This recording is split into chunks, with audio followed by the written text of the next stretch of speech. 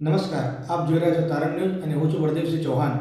આવો જોઈએ આજના સમાચાર. મેઘરજ તાલુકાના 9 ગામના વિદ્યાર્થીઓ બસ સેવાના અભાવે પરેશાન. 3 ગણું ભાડું ચૂકવી અભ્યાસ માટે જવાની મજબૂરી. અરવલ્લી જિલ્લાના મેઘરજ તાલુકાના રામગઢી વિસ્તારના વિદ્યાર્થીઓ છેલ્લા ઘણા સમયથી એસટી બસ સેવાના અભાવે ભારે મુશ્કેલીનો સામનો કરી રહ્યા છે. ડચકા, બિલિયા, સારંગપુર, ડુંગરગોડા, મુળશી, રામગઢી, બોઠીવાડા, રાજપુર અને કાલિયાકુવા સહિતના 9 ગામના વિદ્યાર્થીઓ ઉચ્ચ અભ્યાસ માટે રોજિંદા મોડાસા સુધી અંદાજે 50 થી 60 કિલોમીટરનું અપડાઉન કરે છે. જો કે આ રૂટ પર પૂરતી બસ સેવા ઉપલબ્ધ ન હોવાથી વિદ્યાર્થીઓને ભારે આર્થિક અને માનસિક હાલાકી વેઠવી પડી રહી છે. રામગઢી ગ્રુપ ગ્રામ પંચાયતના સરપંચ શ્રી સુરતબેન રામાભાઈ દ્વારા વિદ્યાર્થીઓની સમસ્યાને ધ્યાનમાં રાખી ગુજરાત રાજ્ય માર્ગ વાહન વ્યવહાર નિગમના ડેપો મેનેજરને લેખિત રજૂઆત કરવામાં આવી હતી. રજૂઆતમાં વિદ્યાર્થીઓને સ્થાનિકોની સુવિધાને ધ્યાનમાં રાખીને વિવિધ સમયપત્રક મુજબ બસો શરૂ કરવાની માંગ કરવામાં આવી હતી. જો કે રજૂઆતને લાંબો સમય વીતી જવા છતાં આજ દિન સુધી એક પણ બસ સેવા શરૂ કરવામાં આવી નથી, જેના કારણે વિદ્યાર્થીઓને ખાનગી વાહનોમાં 3 ગણું ભાડું ચૂકવીને અભ્યાસ માટે મોડાસા જવાની ફરજ પડી રહી છે.